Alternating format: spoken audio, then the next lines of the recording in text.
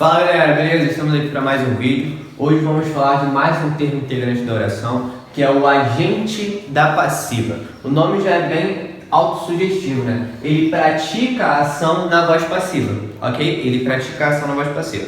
Então, olhei para a estrutura verbal, vi que é voz passiva, principalmente a analítica, tá gente? Principalmente a voz passiva analítica. O sujeito você sabe que é paciente, na voz passiva o sujeito sofre. Então, quem pratica a ação? Qual é o nome da função sintática? Agente da passiva. Quem pratica aquela ação na voz passiva é o agente da passiva, ok? Um dado importante é que quando você transpassa essa voz passiva para a voz ativa, ok? Na voz ativa, esse cara aqui, ó, esse é o agente da passiva, na voz ativa, ele é um sujeito, ok? Lembra que você faz aquela inversão? Então, ele vira o sujeito da voz ativa, hein? Ativa, pelo amor de Deus, hein? Ele é o sujeito da voz ativa, tá? Então, vamos lá. E outra coisa importante, ele sempre vai ser expresso ou por um substantivo ou por um pronome. Porque como ele vai virar sujeito na voz ativa, né? Já vimos isto, o sujeito, né? O núcleo dele ou é substantivo, né? Não preposicionado, ou um pronome, também não preposicionado, tá? Então, vamos lá. A vencedora foi escolhida pelos jurados. Verbos. Aqui eu tenho uma locução, né? Foi escolhida, que é a locução característica da voz passiva analítica, né? Verbo ser mais particípio, correto? Verbo ser mais particípio. Locução verbal característica do quê? Voz passiva analítica. Ok? Lembra disso? E aí, qual é o tempo verbal dessa voz? Aqui, ó, pretérito perfeito, ok? Isso significa, né, que quando você passar para a voz ativa, o seu verbo principal vai estar onde? No pretérito perfeito. Isso aí já foi visto anteriormente. Então, como estamos na voz passiva, né, o sujeito sofre a ação. Quem sofreu a ação de ser escolhido? A vencedora. Sujeito. E quem praticou essa ação de escolher? Os jurados, pelos jurados. Eles agiram na voz passiva. Agente da passiva. Ok? Vamos transpassar esta oração para a voz ativa? Vamos. Bom, pretérito perfeito, né? O meu verbo principal ele tem que estar no pretérito perfeito. O agente da passiva vira o sujeito, né? Então vou colocar aqui, ó.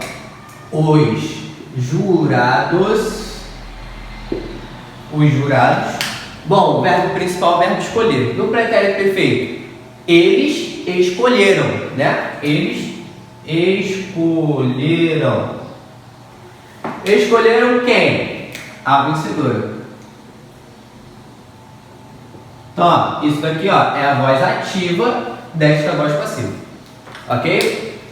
Outro exemplo aqui, ó. Joana é amada de muitos. Esse aqui é um exemplo claro, né, que da voz passiva analítica, onde o agente da passiva, antes dele, não vamos ter a preposição por. Neste caso aqui, vamos ter a preposição de. Fica ligado nisso. Ó, é amada é o meu verbo, né? É a locução verbal característica da voz passiva analítica, verbo ser mais particípio. Ok? Voz passiva analítica.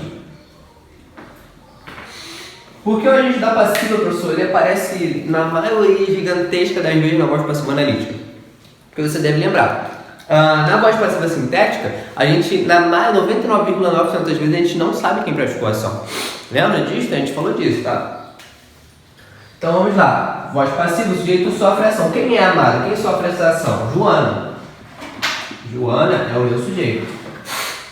E quem pratica a ação de amar ela? Muitos, de muitos. Agente da passiva. E aí, galera, a gente tá passiva. Vamos passar essa voz passiva para a voz ativa? Vamos lá. O verbo ser, né, ele indica o meu tempo verbal, ele está no presente.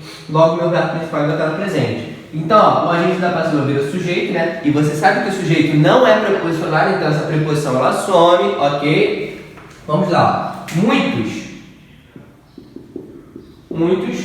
Verbo ser no presente no indicativo. Então, o verbo amar, né, amada, que, né, vai estar no presente no indicativo. Muitos amam.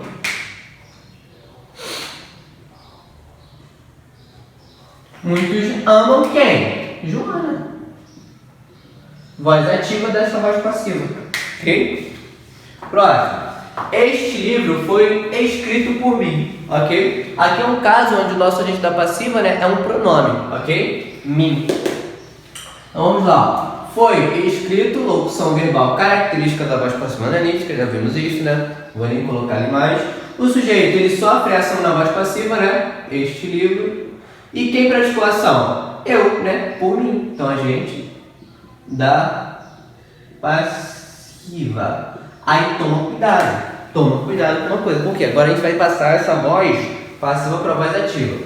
O mim, por que eu usei mim e não eu? Porque o mim, ele é pronome objeto, ok? Então, eu não posso usar o eu, que é pronome pessoal do caso do reto, e é sempre sujeito da oração, né? O eu é sempre sujeito da oração. Nesse caso, ele não é sujeito da oração, ok? O mim, ele é o pronome oblíquo da primeira pessoa do singular. E quem é o pronome pessoal do caso da primeira pessoa do singular? Eu, ok? Então, ó, se eu for passar para a voz ativa, vai ficar assim, ó. Eu, verbo escrever, pretérito perfeito, escrevi este livro. Ok, galera? Aqui usei pronome oblíquo porque é um pronome que não é sujeito, ok? Quando eu passo para a voz ativa, o agente da passiva vira sujeito, então eu tenho que usar o pronome sujeito, respectivo. O pronome sujeito é o pronome pessoal do caso reto. E quem é o pronome pessoal do caso reto relacionado ao mim? Eu, primeira pessoa do singular. Ok, galera? Espero que vocês tenham entendido, tá? Daqui a pouco a gente volta com o próximo vídeo. Valeu!